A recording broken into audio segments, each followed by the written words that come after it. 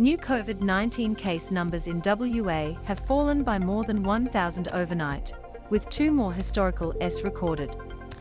WA Health reported 5,351 cases on Sunday, down from 66 the day prior.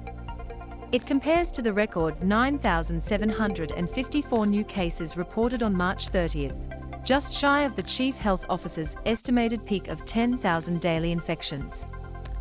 While hospitalizations fell by 2 cases to 234, there are now 10 in intensive care, up from 8 on Saturday. The 2s, a woman in her 90s and a man in his 60s, date back to April 4th.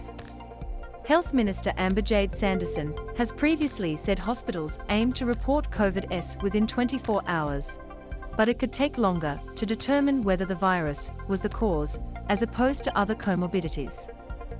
Your cookie settings are preventing this third-party content from displaying. If you'd like to view this content, please adjust your cookie settings. To find out more about how we use cookies, please see our cookie guide.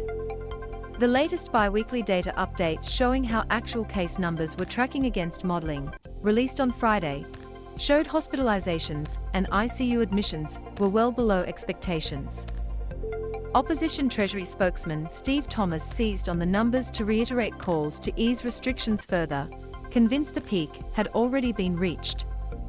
Charting the new infections, hospitalization and ICU rates and comparing that to the previous modeling now clearly demonstrates that the peak of this wave has been reached, and the Premier now has no excuse not to tell us how and when he will ease the burden on the community, he said. I accept that there remains some uncertainty, and that there may be future waves of new variants or even new viruses. But we can't stay under restrictions forever waiting in case something changes in the future. If the situation changes, the state will respond, as we have now well proven we can.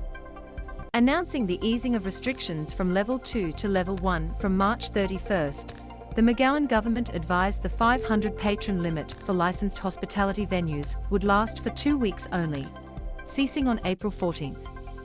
There are currently 43,991 active cases in WA.